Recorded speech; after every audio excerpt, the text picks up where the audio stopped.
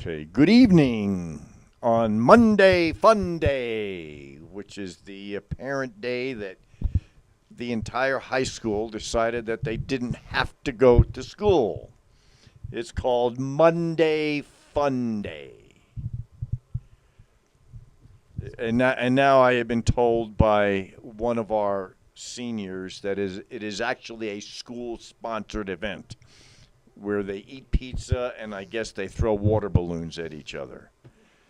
That's just wonderful. Okay, so the Dolores County Broadcasting Network presents on Monday Fun Day the DCTV 4-H evening news program for Monday Fun Day, May 14th, 2018.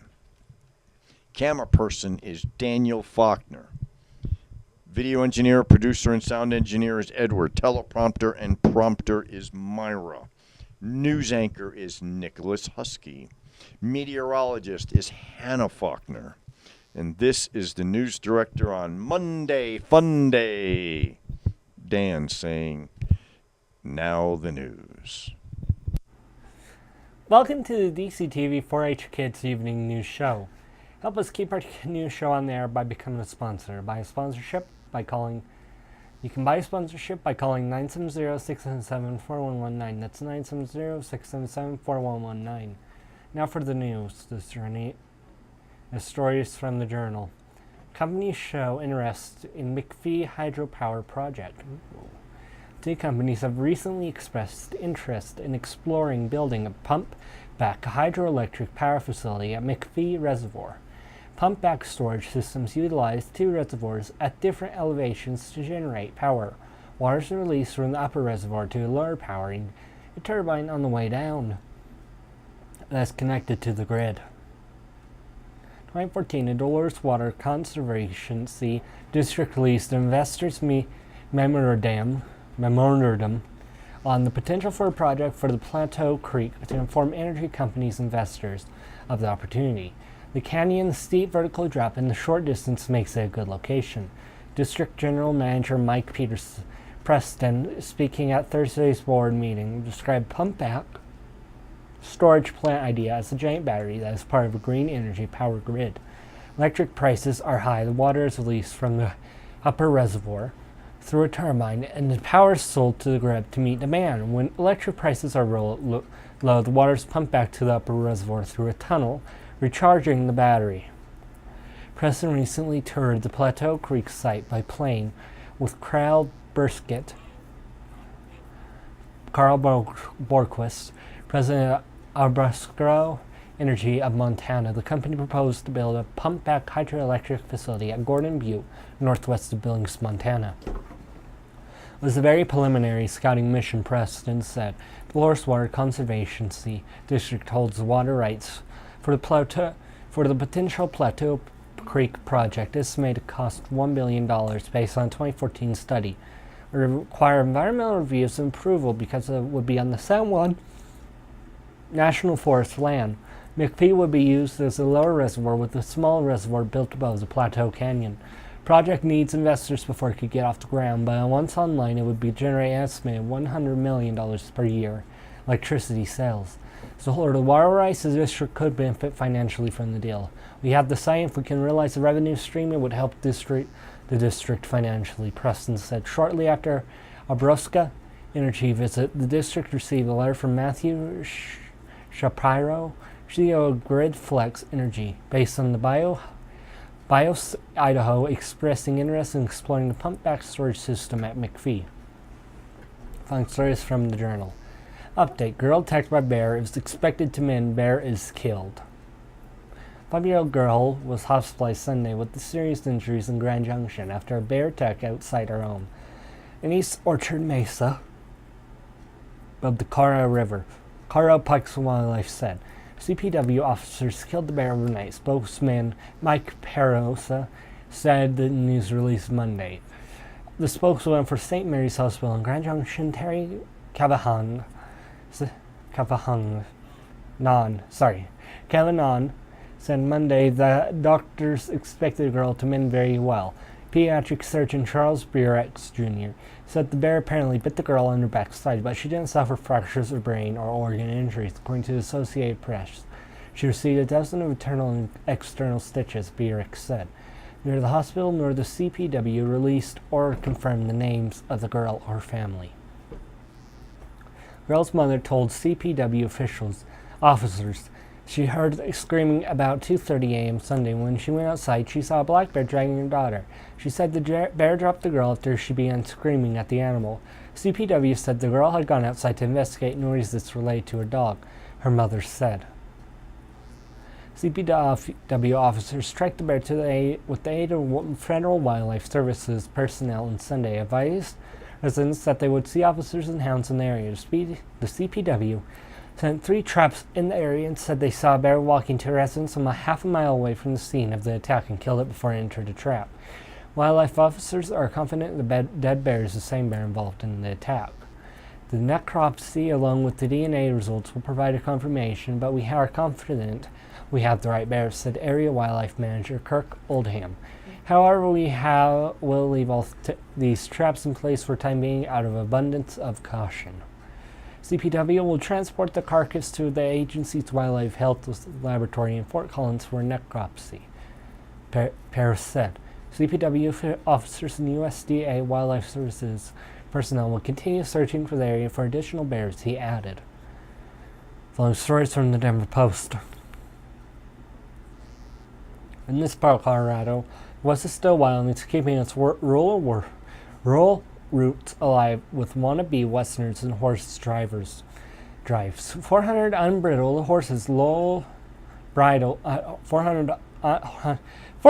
unbridled horses lulled into the amber morning sun, some lying and rolling on their backs, dominating the civilly sagebrush-studded winter pasture. The Sombrero Ranch manager Donald Broom rode up and raised his lasso. It's time to get going, he said.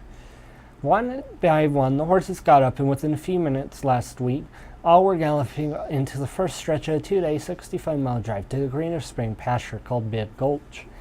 Latest drive builds on a 60-year tradition from one of the nation's largest domesticated horse herds. At Big Gulch, your horses will be inspected, dewormed, and shod for duty at stables and tourist towns and summer camps. It is the most visible sign that horse ranching that emerged within what the 19th century settlement of the West may survive as the economic and cultural mainstay in northwestern Colorado. Locals here claim the area to be, as they put it in the town sign at Maybell, where the West is still wild, outlaws hung out here. Over hostility to government regulation persists. Wild horses in the region are multiplying rapidly. Back in the 1950s, federal agencies tried to dam the Yamapa River, which would have put ranches here 200 feet underwater. But the project was rebuffed with the aid of the Sierra Club. Children at the summer camps, tourists in the state parks, and hunters who rent horses have kept horse ranching alive. But Sombrero Ranch also depends increasingly on magnetic appeal that draws wannabe Westerners who paid $2,400 to be part of the annual horse drive. There's the waiting list. Outsiders pay to work with Broom and his crew on an unscripted, sometimes dangerous drive. Follows the Yamapa, one of the last free-flowing rivers. Now for dumb laws in West Virginia. Roadkill may be taken home for supper. Tax 1 cent is levied for every 16 and 9 ounces of Coke sold in the store. It is illegal to snooze on a train. A person may not hold public office if he or she has ever participated in a duel. For each act of public swearing, the person shall be fined $1. In Alderson, one may not walk a lion, tiger, or leopard, even on a leash. This law actually does not sound that dumb to me.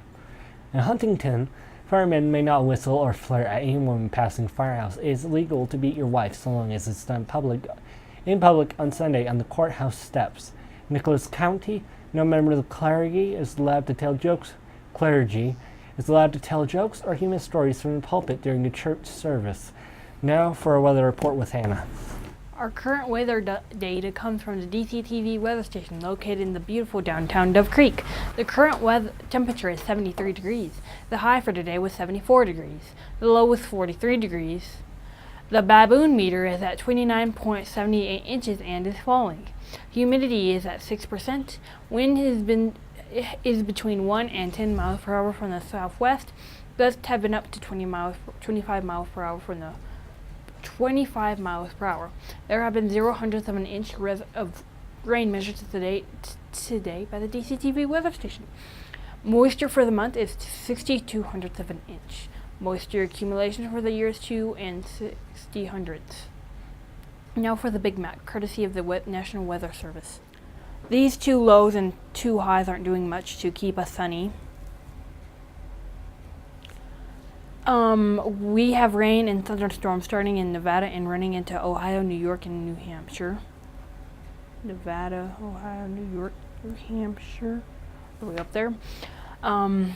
This rain also runs from Kansas over into South Texas.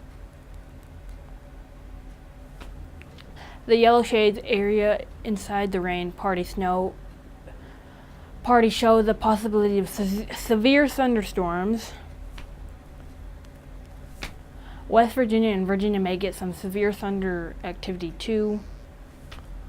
Beginning in central Georgia, rain is coming down through Florida. Central Georgia. Now for your exclusive DCTV 5-day forecast. Thursday, sunny, high 73, low 43. Wednesday, sunny, high 77, low 45. Thursday, mostly sunny, high 76, low 45. Friday, mostly sunny, high 74, low 43. Saturday, partly sunny, high 74, low 46. Now for a climate change report. CO2 carbon dioxide is considered a greenhouse gas and is one of the principal causes of climate change. CO2 traps heat in the atmosphere, which causes climate instability. The result is significant swings worldwide of moisture and hot and cool temperatures. But the general climate trend is that the planet is slowly warming. Therefore, it is important that we report the CO2 weekly change. The following are the CO2 numbers in parts per million.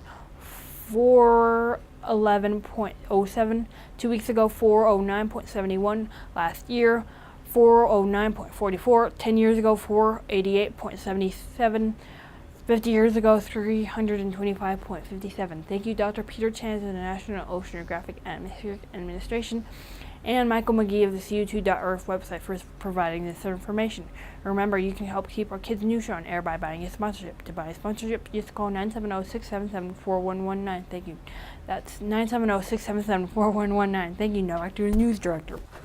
And that's the end of today's Fun Day Monday DCTV 4-H news program. This is the news director, Dan, saying good night, and thank you for watching on Monday Fun Day.